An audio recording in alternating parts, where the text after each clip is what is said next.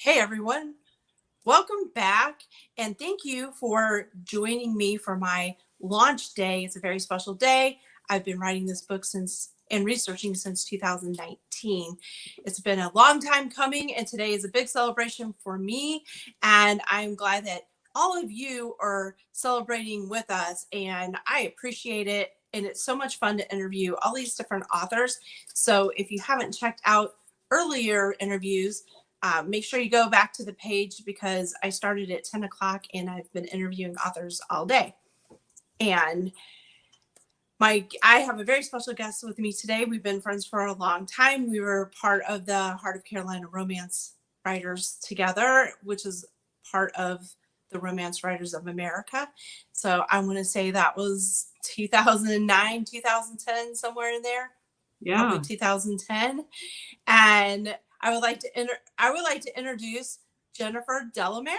Welcome, Jennifer. Hi, thank you. Thank you for having me. I'm excited about your book launch. Oh, thank you, man. I am beyond excited to see this book in print. So I can't wait to read it. Thank you. Do you want to? Jennifer writes historical romance. Do you want to tell them what time period you write about?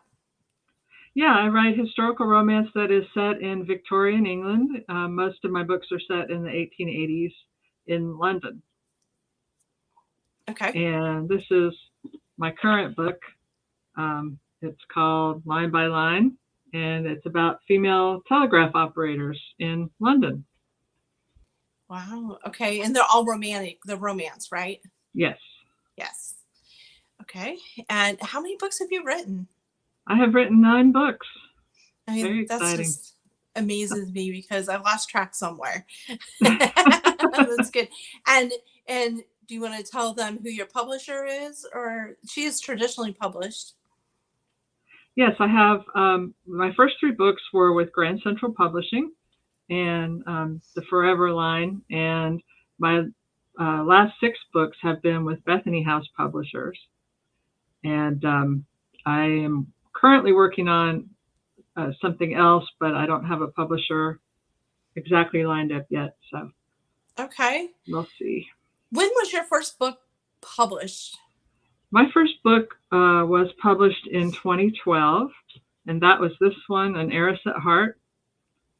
And it also, that was my debut novel in 2012, and it was also a finalist for the Rita Award, which is the Romance Writers of America big award, or was then.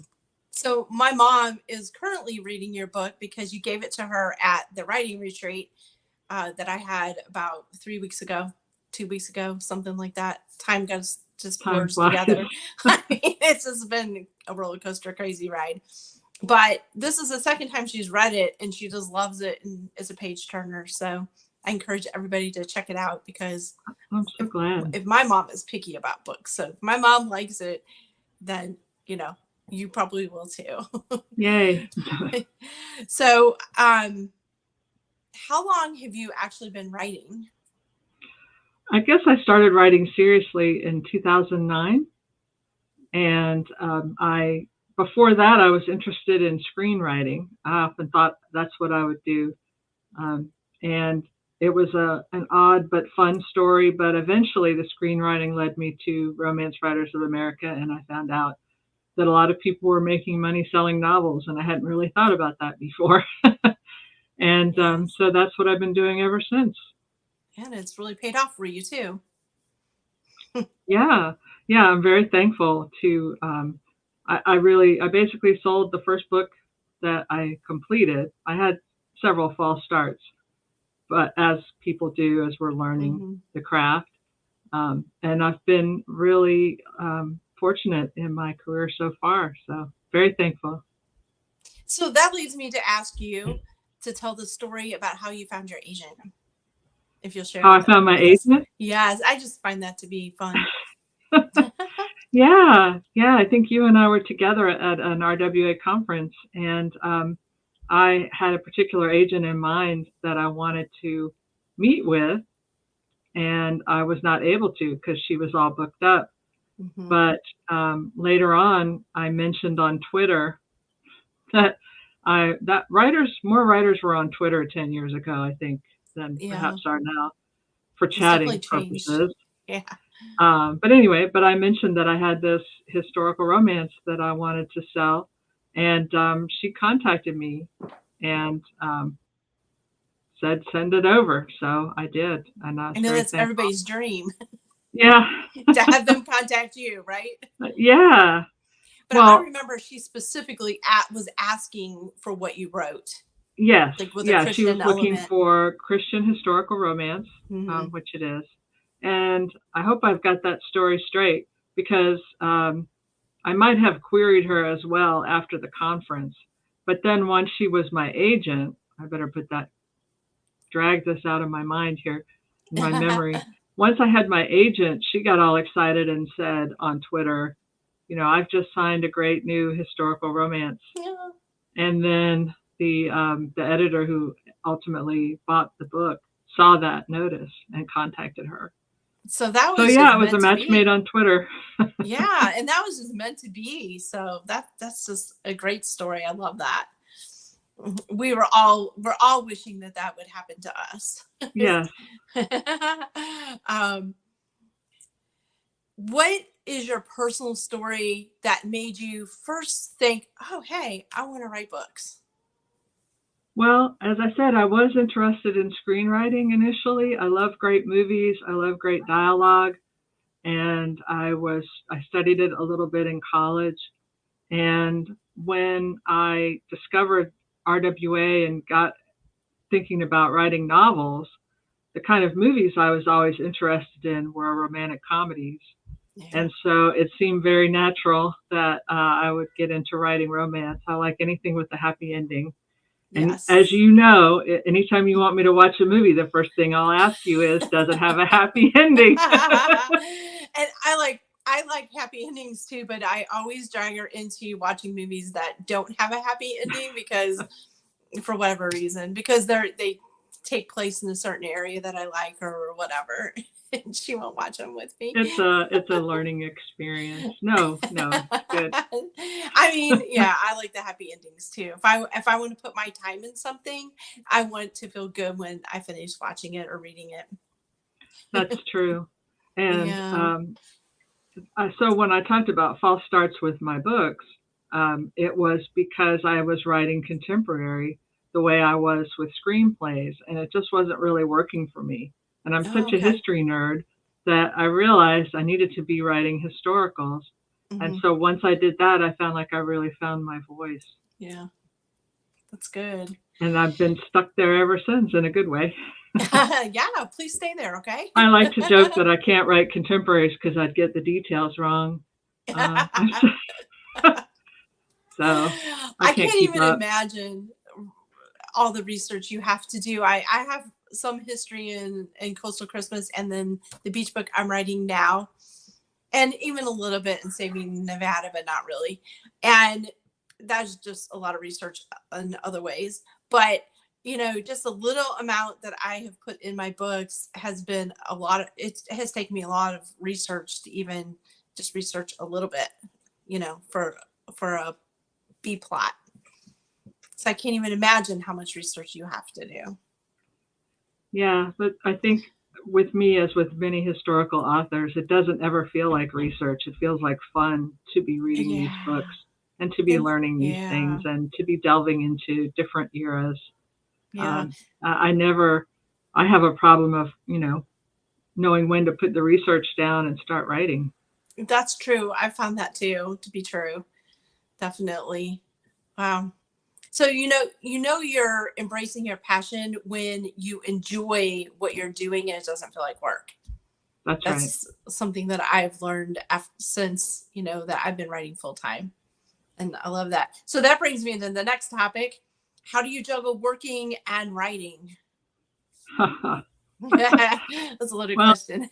it isn't easy, as we know. You have to Hmm. find, I had to figure out what my writing process was. I had to figure out when I write best. And I had to figure out how to write when I had to write at times when I wasn't at my best. Mm-hmm. And I found out I'm the kind of person that needs a big room and bright sunshine to really be at my best. But if I'm writing Oh, late into the night, I have to turn on a whole lot of lights and sort of fool myself, I guess you would say, um, yes. if I have a deadline to meet. Yeah. Um, so a lot of that is just deciding also what you need to give up in order to pursue your passion. And in my case, it wasn't really difficult to give up some things. Mm-hmm. I'm not a big TV watcher and No. that kind of thing. So Yeah, me either. You mentioned how you had to trick yourself and turn the lights on and everything. I know when I was writing Coastal Christmas, it was in the summer. And and I'm not a real fan of Christmas music anyway, but I had to turn on the Christmas music and pretend it was Christmas time. And as I'm writing the scene and they're decorating for Christmas and all this, I got so immersed in my scene that when I took a break and I scrolled on Facebook and I saw people in their swimsuits jumping in pools, it just completely messed up my mind because I literally had thought it was Christmas time. I It imagine, just messed yeah, me up. it's that I guess they have that same thing when actors have to pretend it's Christmas and they're filming in August. Yeah, that's a But good point. yeah, Spoken from but a screenwriter. yeah, So, but I'm sorry, go ahead.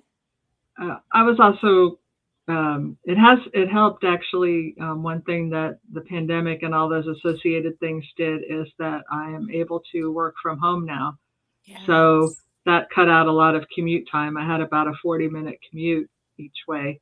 Hmm. Um, it totally ruined my ability to listen to audiobooks, but on which I love to do when I'm commuting. But Hmm. also, I gained that time back Hmm. for writing and other things.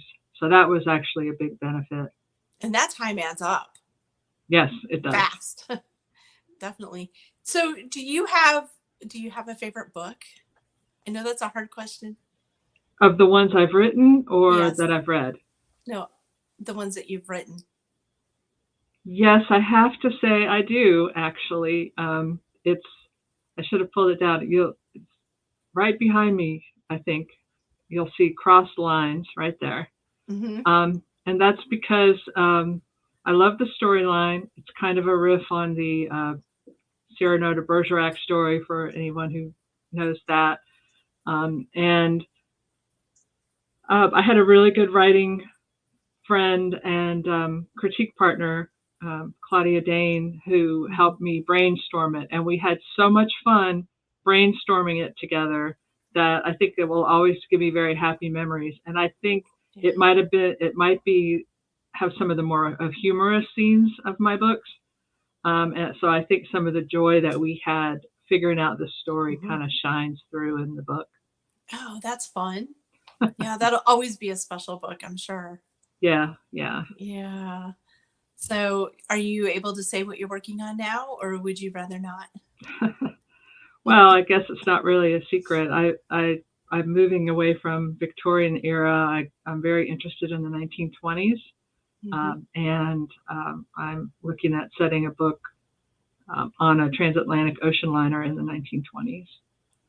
And I think that can be a lot of fun and but interesting. Not talking about flappers and prohibition, but a lot of other really interesting things going on in the 20s that I would like to explore in my books.